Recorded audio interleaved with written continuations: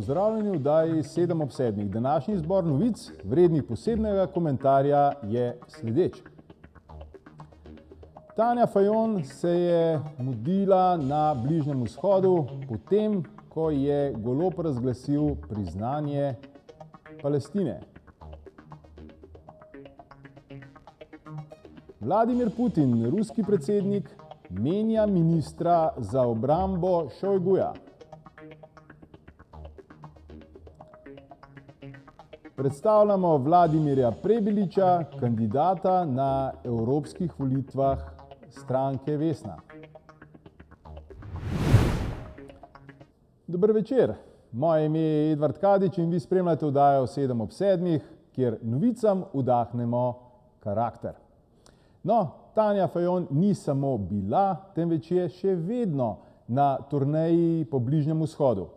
Ko je Robert Golob svečano najavil, kako bo Slovenija, oziroma da je že priznala Palestino, je Tanja Fajon na tej bližnjevzhodni turneji obiskala Palestino, na kar je obiskala Egipt, Združene arabske emirate, potem gre ali pa je že v Katarju in zaključuje svojo turnejo v Savdski Arabiji. No, najprej, kljub temu, da rad občasno pokritiziram tudi dejavnosti našega zunanjega ministrstva, predvsem Tanje Fajon, je tukaj pač jo potrebno pohvaliti. Na fotografiji vidimo zastavo, pravi balzam za oči, da vidimo končno tudi slovensko zastavo na srečanjih zunanje ministrice na najvišjem nivoju v tujini.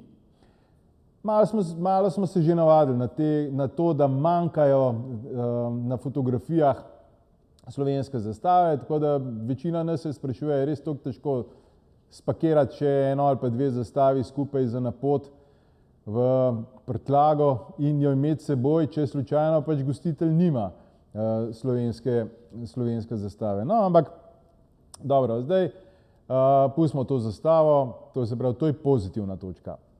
Malo bolj vprašljiva točka celotne zgodbe pa je zdaj eminence slovenske zunanje politike v bistvu se sprašujejo, kaj zdaj Golob v bistvu skače s tem priznanjem Palestine, kaj je zdaj taka strašna dodana vrednost, še posebej, ker je najavil priznanje itak po evropskih volitvah in s toliko čeji pa pogoji in tako naprej, da je velika verjetnost, in če bi imeli stavnico za te stvari, bi ta zgodba kotirala zelo visoko, da bo velika verjetnost, da iz tega ne bo nič in da bo to še ena Golobova obljuba več na seznamu neizpolnjenih obljub. Zdaj, če me boste kdaj slučajno izvolili za zunanjega ministra, vam lahko obljubljam, da se bom posvetil veliko bolj posvetnim in manj visokoletečim temam in to so pogodbe za naše gospodarstvo.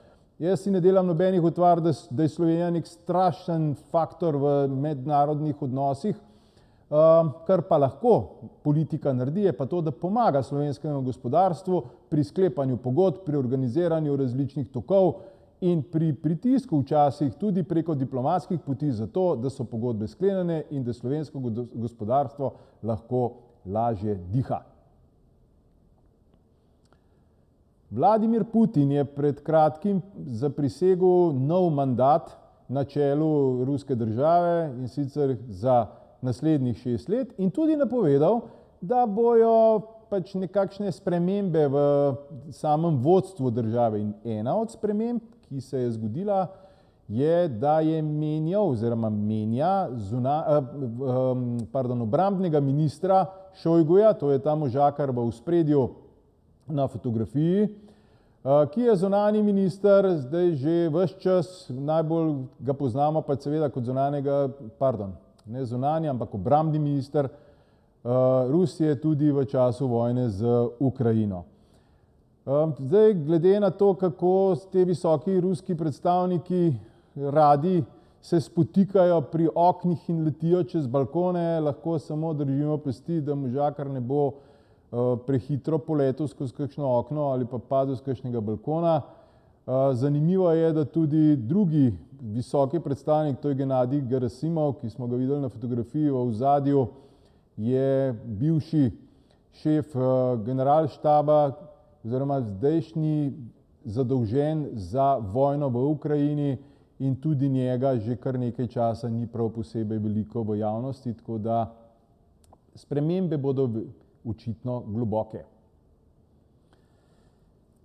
Vladimir Prebilič je kandidat stranke Vesna na evropskih volitvah, sicer kočevski župan.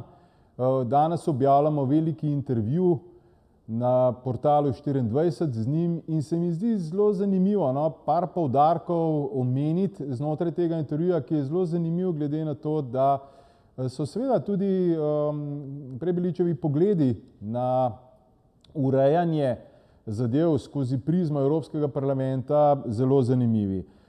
Recimo na vprašanje o razrešitvi vprašanj okrog migracij je zanimivo odgovoril, da je najprej potrebno rešiti problem na tej zahodno-balkanski poti. Še predno se mi ukvarjamo z ne vem kakšnimi zadevami, ker pač nas tangira ta zahodno-balkanska pot in ko imamo enkrat ljudi tukaj, je filozofiranje o ne vem kakšnih politikah v bistvu že mičken pozno.